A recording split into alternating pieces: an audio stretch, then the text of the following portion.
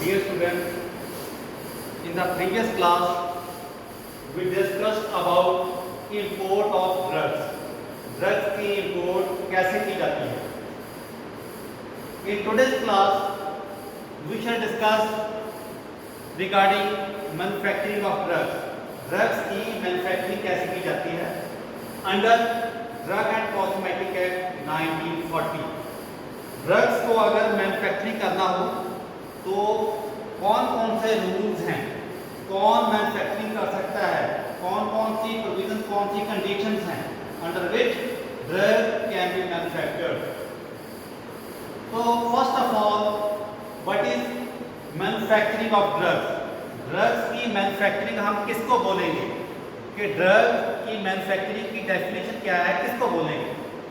Making, altering, ornamenting, finishing, packing, labeling and breaking up of drugs for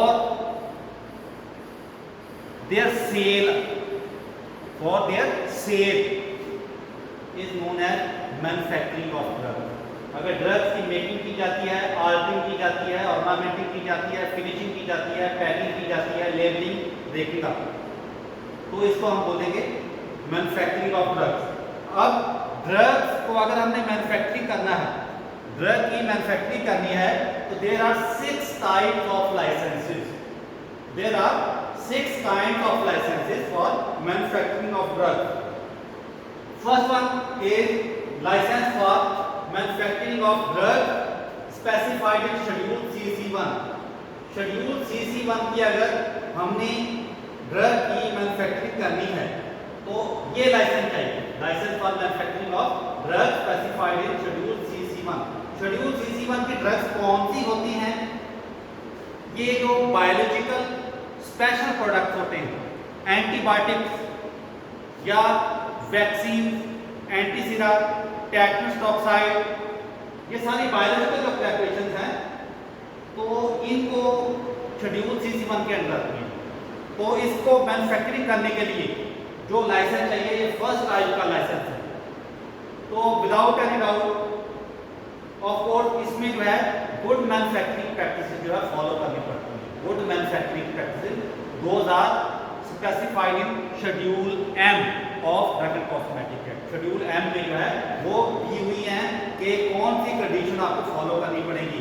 जिस जगह पे इन drugs की manufacturing होगी तो वहां पे क्या फैसिलिटीज होनी चाहिए और कौन कौन सी अदर कंडीशन जो है वो फॉलो करनी है. जो मैन्युफैक्चरिंग कर रहा है उसके ऊपर सारे टेस्ट परफॉर्म हुए होने चाहिए. फ्लोर वगैरह या रूफ वगैरह उसमें जो है कोई भी क्रैक्स वगैरह नहीं होने चाहिए. ठीक, तो एसेप्टिक चैम्बर वगैरह होना चाहिए, लैमिना फ्लो वगैरह लगा होना चाहिए. पूरी कंडीशन जो है वो सारी फॉलो करनी पड़ती है. So many conditions are there. तो इसकी मैन्युफैक्चरिंग के लिए वो कंडीशन जो है फॉलो करनी पड़ती है. तो इस लाइसेंस जो है ये पहली टाइप का लाइसेंस है जो कि शेड्यूल CC1 ड्रग की मैन्युफैक्चरिंग के लिए है. सेकंड है licence for manufacturing of drug specified in schedule X. Schedule X में वो ड्रग्स आती हैं दोज आर हैबिट फॉर्मिंग, जिनको खाने की आदत पड़ जाती है. पंजाबी हिंदी में बोले तो नशे वाली जो है, तो जिन ड्रग्स को खाने की जरूरत पड़ जाती है यानी कि हैबिट फॉर्मिंग ड्रग्स हैं, वो ड्रग जो है वो शेड्यूल X में आती है. तो इस शेड्यूल में जो ड्रग्स आती हैं उनको मैन्युफैक्चरिंग अगर करना हो तो सेकंड टाइप का लाइसेंस हमें चाहिए. सेकंड टाइप का लाइसेंस चाहिए. तो यहाँ पे ये नोट करने वाली बात है कि जो शेड्यूल X की ड्रग्स होती हैं इनमें जो है ये सैंपल जो है फिजिशियन सैंपल नहीं होते. और पहले टाइप का जो लाइसेंस है शेड्यूल CC1 ड्रग जो होती हैं इनको हम जो है इनके लिए रीपैकिंग का लाइसेंस नहीं मिलता. इसके लिए रीपैकिंग का लाइसेंस नहीं मिलता, इसके लिए फिजिशियन सैंपल वगैरह जो है वो नहीं मिलता. थर्ड है कैटेगरी, पहले दोनों को छोड़कर, दोनों कैटेगरी को छोड़कर शेड्यूल CC1 की ड्रग भी नहीं है, शेड्यूल X की ड्रग भी नहीं है, तो बाकी जो ड्रग्स बच गई उसके लिए थर्ड टाइप का लाइसेंस है जो कि ड्रग अथॉरिटी जो है लाइसेंसिंग अथॉरिटी वो इशू करती है तो शेड्यूल CC1 को छोड़कर, शेड्यूल X को छोड़कर बाकी जितनी भी ड्रग्स हैं वो उसको अगर मैन्युफैक्चरिंग करना चाहिए, मैन्युफैक्चरिंग करनी है तो इस टाइप का लाइसेंस, जो थर्ड टाइप का लाइसेंस है वो हमें लेना पड़ेगा। अब तो कोई प्रोडक्ट मैन्युफैक्चर करना है इस कैटेगरी का, एक प्रोडक्ट हमने इस कैटेगरी का मैन्युफैक्चर करना है, एक प्रोडक्ट जो है हमें इस कैटेगरी का मैन्युफैक्चर करना है, तो हमें जो रिक्वायरमेंट है 3 टाइप्स ऑफ लाइसेंस, ये लाइसेंस भी लेना पड़ेगा, ये लाइसेंस भी लेना पड़ेगा, ये लाइसेंस भी लेना पड़ेगा from the licensing authority of the state. ठीक, तो फोर्थ टाइप है जो लाइसेंस, फोर्थ टाइप का लाइसेंस है वो है for manufacturing of drug required for test, examination और एनालिसिस। हमें ड्रग चाहिए थेरापेटिक ट्रीटमेंट पर्पस के लिए नहीं चाहिए, हमें चाहिए फॉर टेस्ट, एग्जामिनेशन और एनालिसिस पर्पस। किसी ड्रग के हमने टेस्ट करनी है, उस पर्पस के लिए हमें ड्रग चाहिए, वो हमने मैन्युफैक्चर करनी है, टेस्ट के लिए हमने मैन्युफैक्चर करनी है कोई ड्रग, तो उसके लिए फोर्थ टाइप का लाइसेंस जो है वो लाइसेंसिंग अथॉरिटी देती है। तो लेकिन ये इस कंडीशन पे देती है the drug that will be manufactured will be used exclusively for that purpose for which it is going to be manufactured. जिस पर्पस के लिए हम इसको मैन्युफैक्चर कर रहे हैं, यानी कि थेरापेटिक नहीं, एग्जामिनेशन, टेस्ट और एनालिसिस पर्पस के लिए हम मैन्युफैक्चर कर रहे हैं, तो उसी पर्पस के लिए हम उस ड्रग को हम यूज करेंगे। तो ऐसा लाइसेंस जो है उसको कहते हैं फॉर टेस्ट और एनालिसिस। फिफ्थ टाइप है वो है लोन लाइसेंस। लोन लाइसेंस क्या होते हैं? As the name indicates, loan licence, अगर किसी के पास मैन्युफैक्चरिंग फैसिलिटी नहीं है, ड्रग्स को मैन्युफैक्चर करने की फैसिलिटी नहीं है, तो he can avail of the facilities existing with somebody else. तो वहां से रॉ मटेरियल प्रोवाइड करके वो वहां से मैन्युफैक्चरिंग करवा सकता है और मार्केटिंग आगे होगी।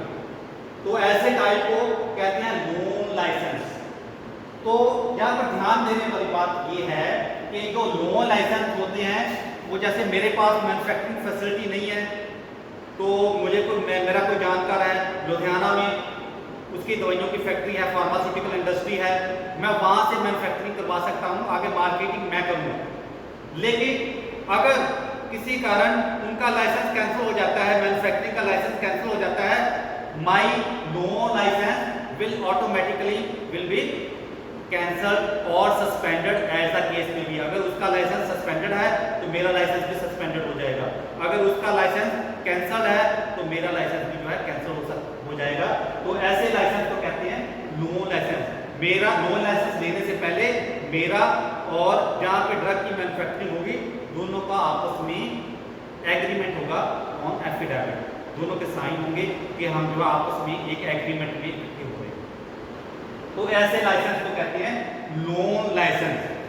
तो लास्ट टाइप का लाइसेंस है, 6th टाइप का लाइसेंस है, वो है repacking licence.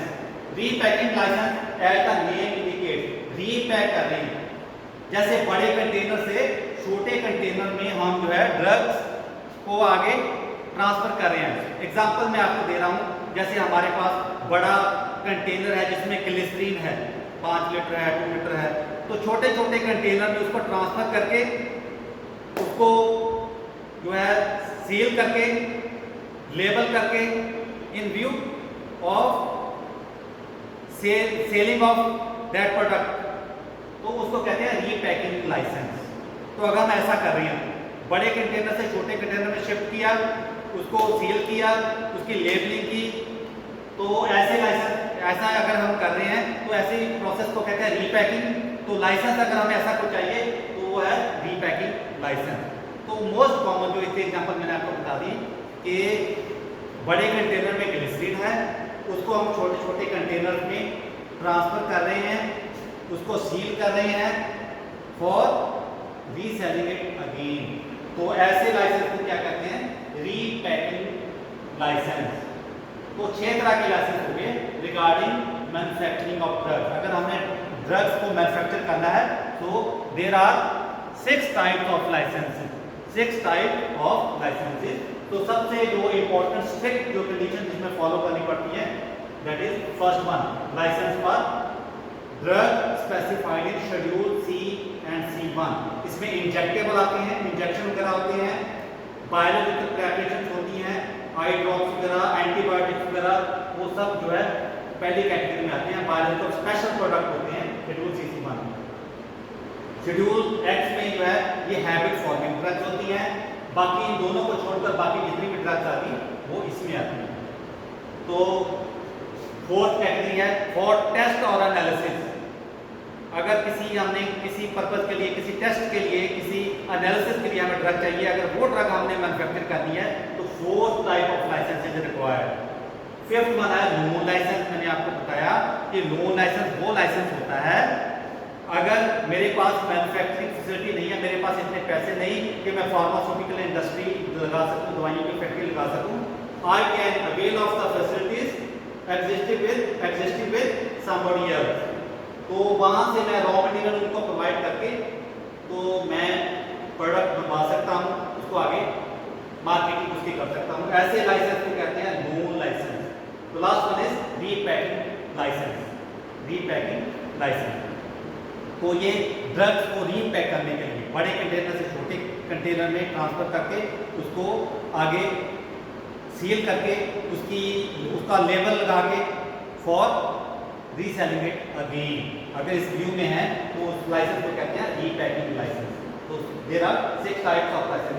Next class we will discuss one by one what are the various conditions for manufacturing of drug specified in schedule C and C1। अगर schedule C C1 drug की manufacturing हमने करनी है तो कौन कौन सी कंडीशन फॉलो करनी पड़ेगी, और जो मैन्युफैक्चरिंग केमिस्ट होगा जिसकी डायरेक्ट सुपरविजन में ये लाइसेंस मिलते हैं उसकी क्वालिफिकेशन क्या होगी।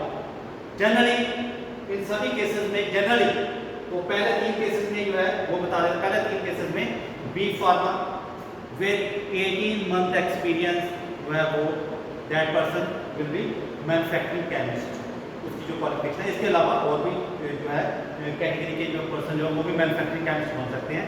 ये एक एक करके जो है हम नेक्स्ट क्लास में डिस्कस करेंगे। ठीक, ओके, थैंक यू।